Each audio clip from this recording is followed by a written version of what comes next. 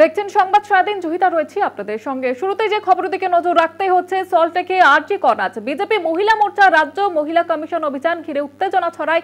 কমিশনের গেটে প্রতীকী তালা ঝুলিয়ে বিক্ষোভ দেখাতে থাকেন তারা। মিছিলের আগে মেট্রো স্টেশনে ঢুকে পুলিশের ধরপাকড় এবং ইতিমধ্যেই তারা পৌঁছে গিয়েছেন, 5 জনের প্রতিনিধি দল পৌঁছে গিয়েছেন রাজ্য মহিলা কমিশনের দপ্তরে এবং সেখানে আপনারা দেখতে পাচ্ছেন সেই ছবি, প্রতীকী তালা ঝুলিয়ে রীতিমতো বিক্ষোভ দেখাচ্ছেন তারা।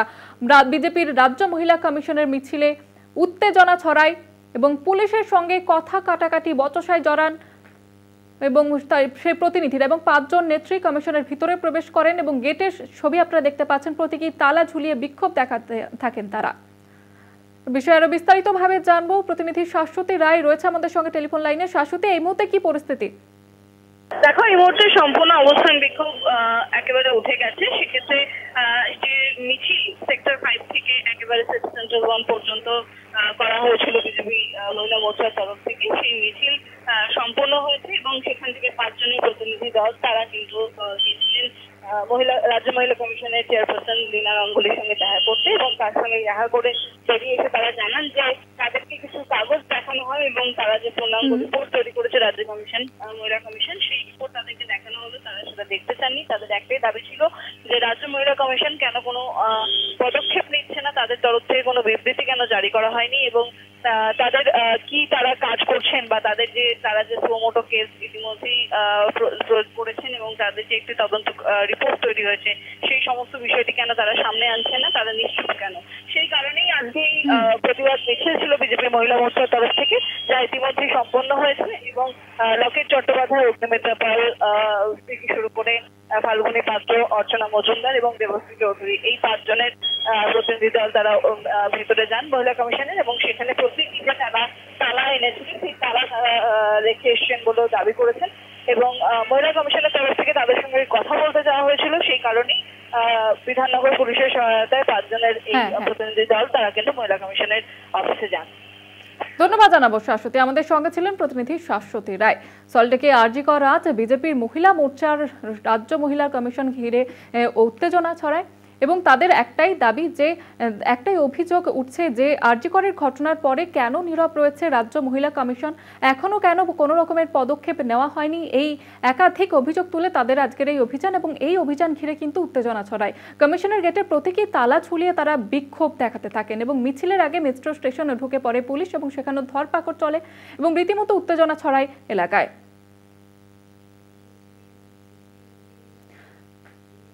আমাদের সঙ্গে এই মুহূর্তে রয়েছেন নারী ও শিশু কল্যাণ দপ্তরের মন্ত্রী শশী পাজা।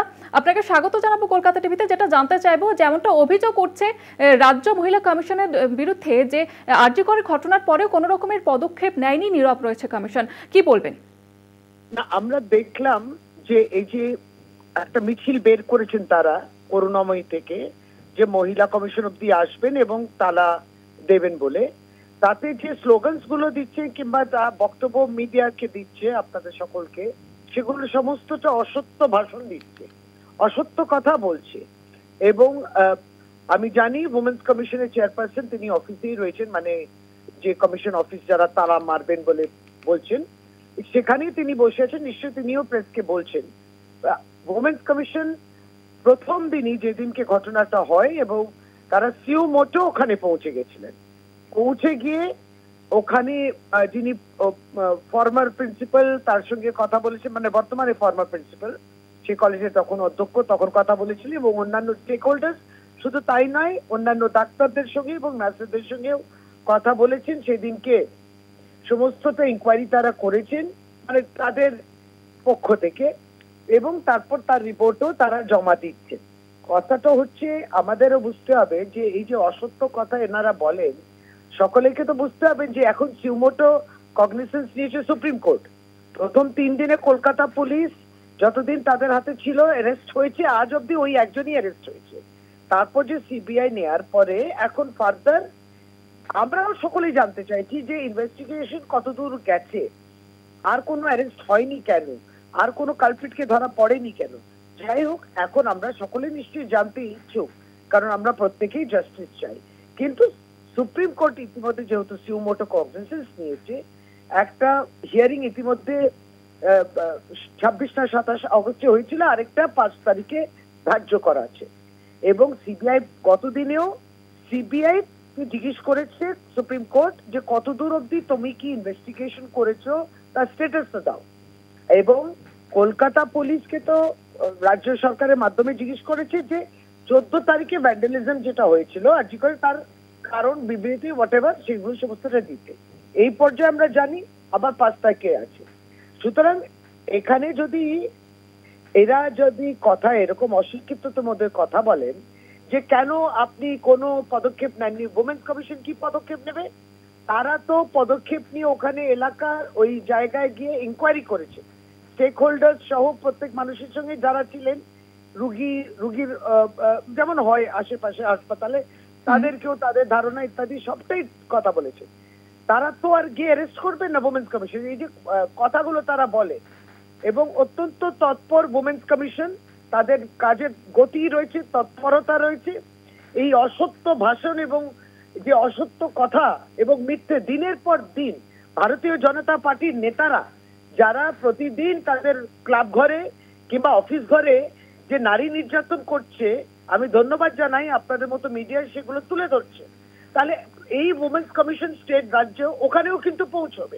নির্লজ্জ এরা তাদের নিজের যারা যারা মেম্বাররা রয়েছেন তাদেরকে ভালো করে তাদের চরিত্র গঠনের ক্ষেত্রে তাদেরকে উপদেশ দিলে ভালো হতো। তাদের জবাবটা কোথায় যে এতজন বিজেপি নেতৃত্ব প্রতিনিয়ত তাদের ধরা পড়ে দর্শক হিসেবে নির্যাতন করছেন? লজ্জা করে না?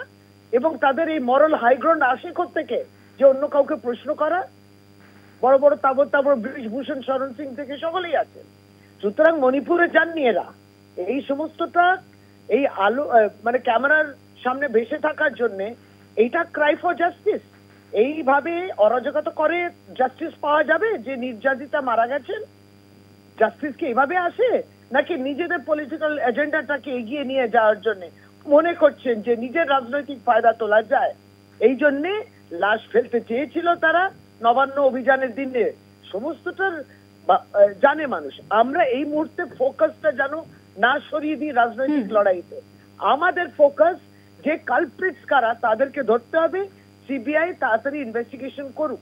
সেই মর্মে আগামী 2 দিন সোমবার এবং মঙ্গলবার বিধানসভার স্পেশাল সেশন ডাকা হচ্ছে। সেই স্পেশাল সেশনেতে এই আইন ডেথ পেনাল্টি বিষয়টা তাতে সময় ধার্য করতে হবে, সুইফট অ্যাকশন করতে হবে। সংহিতা নিয়ম করলাম, আইন করলাম, কিন্তু তাতে দেখবেন যারা আন্ডার 18 উপরে এই নির্যাতন মৃত্যু যখন হয় তার ডেথ পেনাল্টি আছে, ওভার 18 আছে কি? এবং টাইমলাইনসটা কি? কত তাড়াতাড়ি জাস্টিস দেবেন এই নিয়ে মুখ্যমন্ত্রী বলছেন, এবং তাই তার সেটা সংক্ষিপ্ত বিধানসভা যখন খুলছে সোমবার এবং মঙ্গলবার এইটা নিয়ে কথাটা হবে, এটা নিয়ে আইন পাস হবে। পার্লামেন্ট তো বিগত দিনগুলোতে দেখেছি প্রধানমন্ত্রী পার্লামেন্ট সেশনে না থাকলেও অর্ডিন্যান্স করতো, এখনো তো করতে পারেন, করেন না তো? একেবারে বলুন। ঠিক আছে, এটাই আমার বলার আছে। ধন্যবাদ জানাবো আপনাকে। নারী ও শিশু কল্যাণ মন্ত্রী শশী পাজা আমাদের সঙ্গে ছিলেন এই মুহূর্তে।